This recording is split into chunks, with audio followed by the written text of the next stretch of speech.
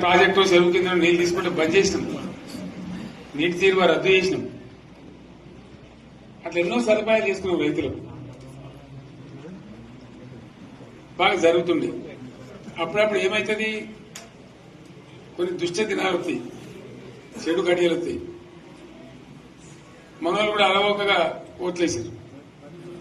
మీరు గొప్పలో మీరు మాణిగ్రహం గెలిపించారు. కొన్ని నియోజకవర్గాలలో అత్యాశకు పోయి నేను చెప్పిన కూడా అప్పుడు మంది మాటలు పట్టుకొని మారమానం పోతే మళ్ళీ చివరికి ఇల్లు కాలిపోతారు. వీళ్ళని నమ్మితే అమాంతం మింగుతారు, మోసపోతాం. రైతు బంధుకు రామరామ అంటారు, దళిత బంధుకు జైబీం అంటారు. వీళ్ళు ముంచుతారా ఆయన చెప్పినండి. ఆయన వాడు తులం బంగారం ఇస్తా, నీకు బంగారం వడ్డానం పెడతాను కానీ ఆయన నమ్మి ఏమో మీ సంగతితో చూద్దామని ఆయన వేశారు. వేసింది ఇరుకపోయారు, బాయిలో పడ్డారు, అయిపోయి ఉన్నాయి అన్ని వీకైపోయి. మళ్ళీ మొదటికి వచ్చానా కైలాసం ఆడలో పెద్ద పామింగినట్టు అయింది. మళ్ళీ అంతే కదా, ఆలోచన లేకుండా ఎటు పడితే అటు ఎవడో ఏదో చెప్తే నమ్మి ఓట్లేస్తే ఏమైంది అనేది ఒక మంచి గుణపాఠం ఇది తెలంగాణ. గ్యారంటీగా మంచిగా సంసారం జరుగుతుంది. జర తువ్వకొచ్చినాం, రైతులు ఇంత ముఖం తెలివైతుంది, ఇంత బాకీలు కట్టుకుంటుండ్రి. ఎంతో మంది పాపం సిటీలు వేసుకుంటారు, ఏదో వేసుకుంటారు. రైతు బంధు పైసలు పడితే ఎంత సంతోషం ఉంటుంది. ఆయన మీద గంగ గడిచిపోయింది. ఇప్పుడు వాడు ఇతడో ఏడో భగవంతుని కనుక ఇచ్చినప్పుడు మోసం. ఏదో మళ్ళీ ఎలక్షన్ కోసం దానికోసం చేస్తారు తప్ప కడుపు నిండా ప్రేమ ఇచ్చేది ఇట్లే ఉంటుందా? సర్పంచ్ ఎలక్షన్ సార్ మనం ఉన్నప్పుడు కరోనా వచ్చింది.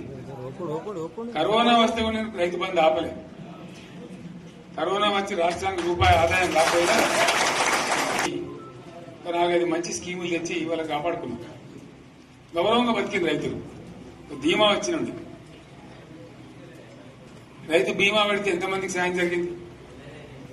గుంట భూమి ఉన్న కూడా మంచిగా సాయం జరిగింది. చిన్న రైతు కూడా సాయం జరిగింది. అట్లా అందరికి మనం గొర్రెల కాపలకు గొర్రెలు ఇవ్వడం కానీ, చేప పిల్లలు కానీ, అనేక రకాల అన్ని వర్గాల ప్రజలను ఎట్లా ఆదుకోవాలని అట్లా ఆదుకున్నాం. మా తెలంగాణ కదా మేము తెచ్చుకున్నాం కష్టపడి. మా వాళ్ళందరి పైకి రావాలి. కాంగ్రెస్ గవర్నర్ ముస్లింలో ఓట్లేసుకున్న తప్ప ముస్లింలకు మనం చేసిందా? ఇమాం మౌసాలకి మన జీతం ఇచ్చిందా? మనం వచ్చినాకనే ఫస్ట్ టైం వాళ్ళని గుర్తించి వాళ్ళని గౌరవించుకున్నాం. ముస్లిం మైనార్టీ పిల్లలకు, మన గిరిజన పిల్లలకు, మన ఎస్సీ పిల్లలకు, మన బీసీ పిల్లలకు ఎంత మంచి రెసిడెన్షియల్ స్కూల్ పెట్టుకున్నాం. అందరినీ కూడా ముందు తీసుకుపోవాలి. ఇవాళ మన కళ్ళ ముందని నాకు బాధ కలిగేది ఏంటంటే, చిన్న వర్గాల ప్రజలు కాన్వెంట్ స్కూళ్ళలో చదివించలేరు. వాళ్ళ పిల్లలు కూడా బాగా చదవాలని చెప్పి ఎస్సీలకు, బీసీ, మన మైనార్టీ సోదరులకు గురుకుల పాఠశాలలు పెట్టారు. అద్భుతమైన చదువుకునే వాళ్ళు. ఇవాళ మొత్తం రోజు బడి పిల్లలు విషాహారము, కడుపు నొచ్చుడు, బాధపడు, పురుగులు అన్నం పెట్టుడు. పిల్లలు వెళ్ళిపోతున్నారు ఆ స్కూళ్ళ నుంచి, ఇళ్ళకి వెళ్ళిపోతున్నారు. తల్లిదండ్రులు కూడా భయపడి తీసుకుపోతున్నారు. ఏం ఘోరం ఇది నాకు అర్థం కాదు. మళ్ళీ ఇది చేసిన కూడా ఇప్పుడు మళ్ళీ అదే కాంగ్రెస్ పార్టీ. అంతేనా? మళ్ళా పాత కాంగ్రెస్ మోపోయింది, మళ్ళా కరెంట్ కోతలు మోపోయినాయి. వెనకాలం ఇంకేం గతి అవుతుందో, మార్చి ఏప్రిల్ ఏమవుతుందో. ఇంకా కరెంటు కోతలు మోపోయినాయి, మంచినీళ్ళు సరికొత్తలు, అడిగే నాతులు లేడు. ఎవడన్నా గట్టిగా నిలదీసినట్టు వాడిని పోలీసు నిలబట్టేయడం. ఇదేనా రాజ్యం? ఇట్లా ఉండదా రాజ్యం? ఎందుకు వచ్చింది ఈ పరిస్థితి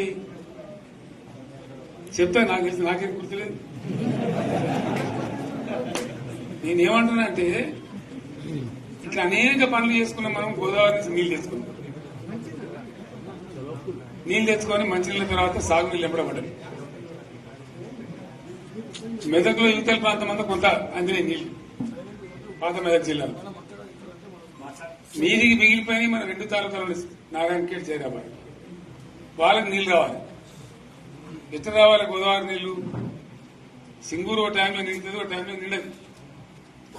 మరి నిండినప్పుడు ఎట్లా? గోదావరి నీళ్ళే దిక్కు